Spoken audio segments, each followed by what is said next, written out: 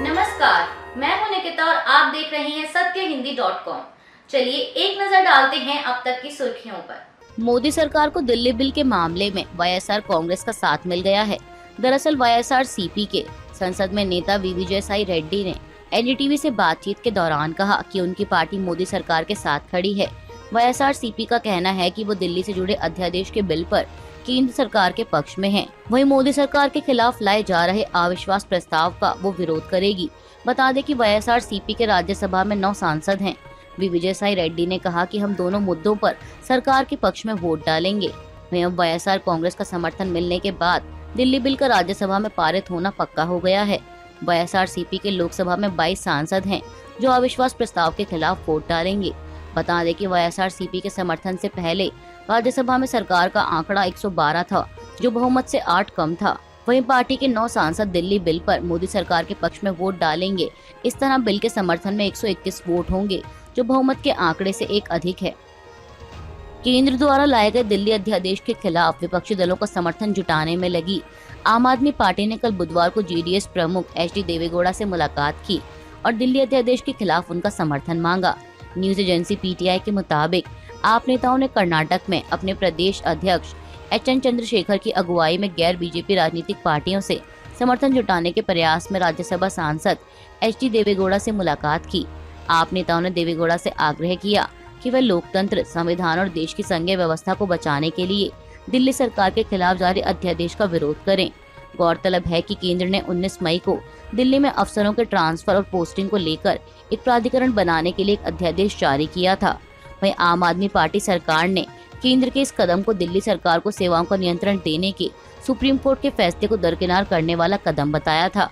दरअसल supreme court की ओर से दिल्ली सरकार को पुलिस, सार्वजनिक व्यवस्था और भूमि को छोड़कर सेवाओं का नियंत्रण दिया गया था, जिसके एक हफ्ते बाद 19 मई को केंद्र की ओर से यह अध्यादेश जारी किया गया। वहीं अब माना जा रहा है कि केंद्र सरकार संसद के मानसून सत्र के दौरान जल्दी दिल्ली अध्यादेश की जगह विधेयक लाने की तैयारी में है। शिवसेना उद्धव बालासाहेब ठाकरे प्रमुख उद्धव ठाकरे ने महाराष्ट्र के डिप्टी सीएम अजीत पवार की तारीफ करते हुए उन्हें एक ईमानदार और कुशल प्रशासक बताया और कहा कि पहले भी जब वह उनकी एमवीए सरकार का हिस्सा थे तब भी उन्होंने अपने विभागों को अच्छी तरह से संभाला था।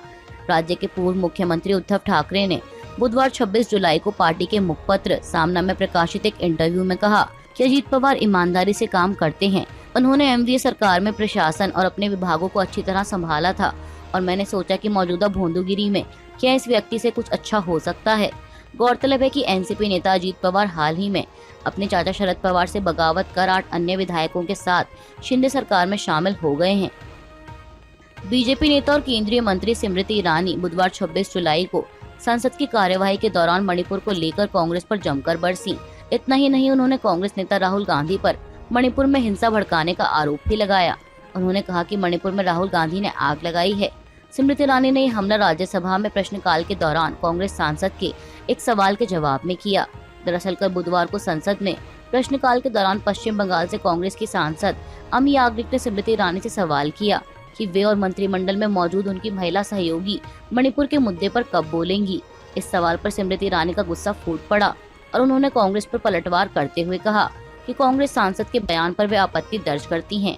महिला मंत्रियों और महिला राजनेताओं को मणिपुर के साथ राजस्थान, छत्तीसगढ़ और पश्चिम बंगाल में महिलाओं के साथ होने वाली घटनाओं पर ध्यान देना चाहिए। स्मृति ईरानी ने कहा कि मुझे बताइए कब आप में हिम्मत होगी कि राजस्थान की घटना पर बोल सकें।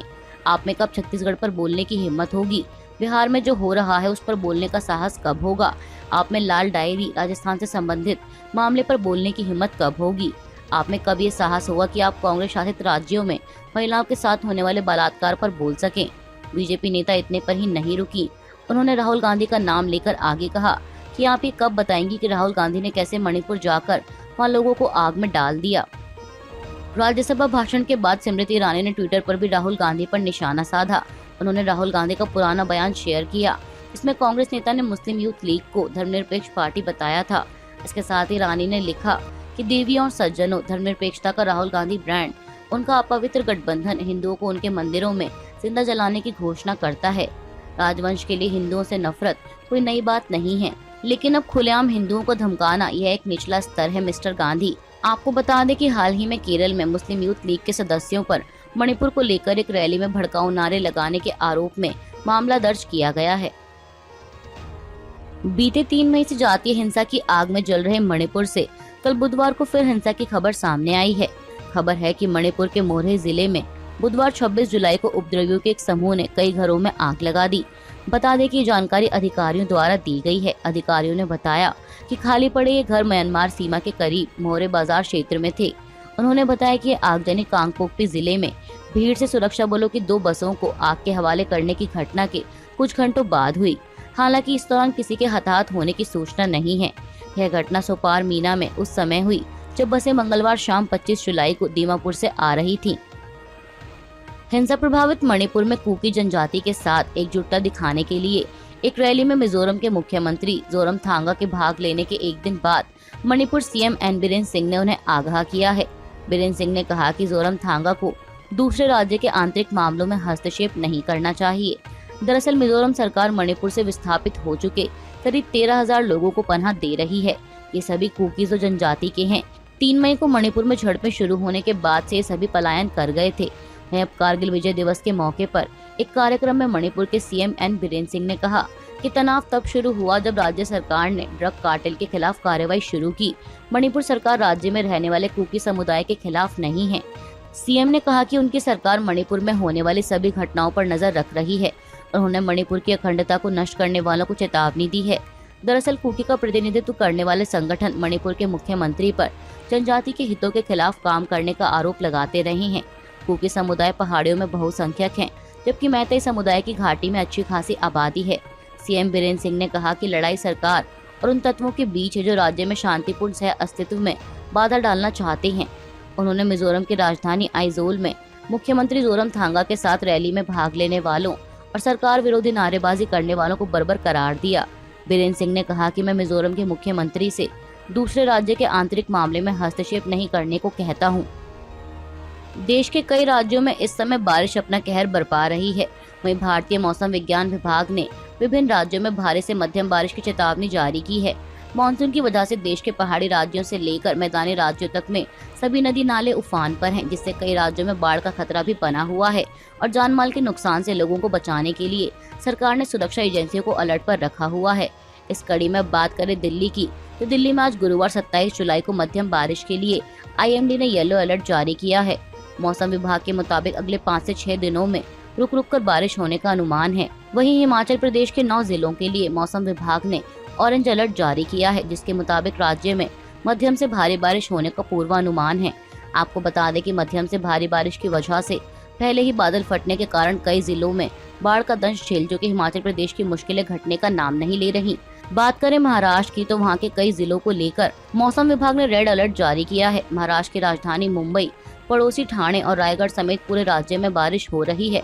इस बीच भारत मौसम विज्ञान विभाग ने मुंबई और ठाणे जिले के लिए बारिश का ऑरेंज अलर्ट जारी किया है। वहीं रत्नागिरी जिले के लिए आज के लिए रेड अलर्ट जारी किया गया है। पश्चिम बंगाल के कथित शिक्षक भर्ती घोटाला मामले की जांच कर रही CBI ने इस मामले में तृणमूल कांग्रेस विधायक माणिक भट्टाचार्य के खिलाफ FIR दर्ज की है। बता दें कि कोलकाता हाईकोर्ट ने इस मामले की जांच CBI को सौंप दी थी और माणिक भट्टाचार्य इस मामले में पहले से ही कोलकाता की प्रेसिडेंसी सेंट्रल जेल में बंद हैं। FIR दर्ज होने के बाद CBI की टीम ने उनसे पूछताछ की। बता दें कि भट्टाचार्य को अक्टूबर 2022 में ED की तरफ से गिरफ्तार किया गया था। भट्टाचार्य पर IPC और भ्रष्टाचार निवारण अधिनियम की कई धाराओं के तहत आरोप लगाए गए हैं। मामले में साजिश, धोखाधड़ी और जालसाजी जैसे आरोप भी शामिल हैं। FIR की एक कॉपी कल बुधवार 26 जुलाई को कोलकाता हाईकोर्ट के जज अभिजीत गंगोपाध्याय के सामने पेश की गई।